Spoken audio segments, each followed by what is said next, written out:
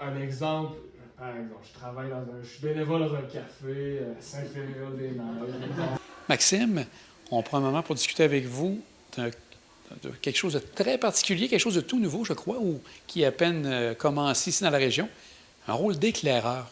Qu'est-ce que c'est un éclaireur?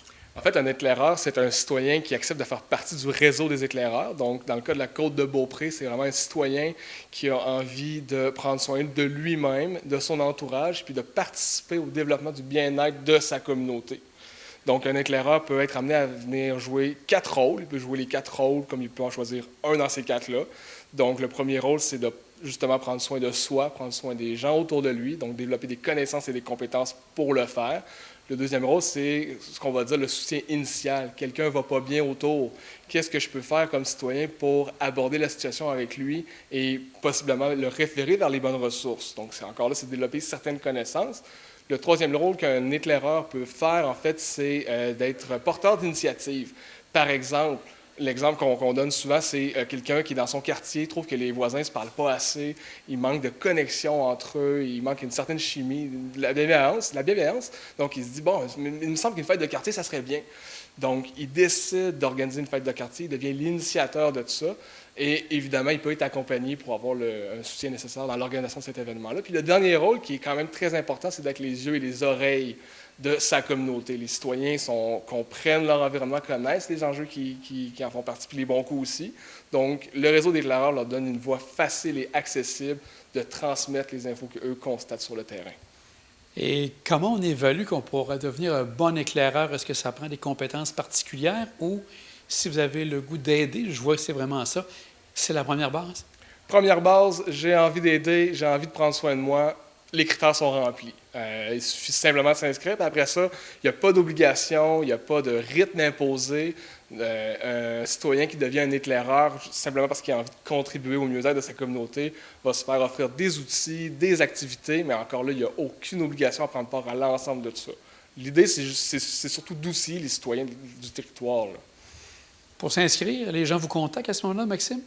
Le plus facile à retenir, je dirais que c'est d'aller sur la page du CIUS de la capitale nationale, sur la page du réseau des éclaireurs. Donc, n'importe qui marque réseau des éclaireurs, CIUS de la capitale nationale sur Google va tomber sur la page sur laquelle il va y avoir les coordonnées, là, il va y avoir un courriel, un numéro de téléphone pour rejoindre l'équipe.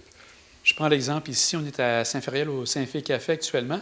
Donc, un éclaireur qui demeure à Saint-Féréol va avoir à être un éclaireur pour sa municipalité ou ça peut s'étendre ailleurs sur la Côte-de-Beaupré? En fait, ça va être à voir avec les éclaireurs, dépendamment de qui fait partie du réseau des éclaireurs de la Côte-de-Beaupré. Mais c'est sûr qu'un citoyen de Saint-Féréol-les-Neiges qui rejoint le réseau des éclaireurs, il n'y aura pas d'attente envers lui à ce qu'il réponde aux besoins de l'ensemble du territoire. On peut avoir toujours des besoins du citoyen qui devient un éclaireur, de ses observations puis de ses aspirations. Donc, un citoyen de Saint-Féréol-les-Neiges pourrait très bien travailler uniquement sur des éléments qui concernent Saint-Féréol-les-Neiges. Et comme vous dites, les gens vont s'inscrire directement au site du CIUS de la capitale nationale. Maxime, on va prendre un petit moment avec vous. Votre rôle au CIUS, quel est exactement? Oui, moi je suis organisateur communautaire pour le territoire de la Côte-de-Beaupré et de l'île d'Orléans. Un organisateur communautaire pour le ramener simplement, parce qu'on a plusieurs chapeaux. En fait, je vais accompagner les acteurs d'une communauté, que ce soit des organismes communautaires et des citoyens, dans leur effort collectif pour l'amélioration des conditions de vie des citoyens et pour la réduction des inégalités sociales et de santé. Et là, actuellement, au niveau des éclaireurs, vous en avez quand même quelques-uns ou comment ça se passe sur la Côte-de-Beaupré et l'île d'Orléans? Bien, en fait, aujourd'hui, au Saint-Fé Café, c'est un peu le lancement du recrutement. Là, on lance officiellement. Les gens pouvaient déjà le devenir, mais la promotion commence officiellement aujourd'hui. Donc, là, je vous dirais que tous les nouveaux éclaireurs seront nos premiers. Il y aura les premières activités dans les premières semaines, prochains mois, là. Bien, Maxime, on souhaite bonne chance et que justement que les gens bienveillants soient avec vous pour aider les autres personnes dans le besoin. Merci bien.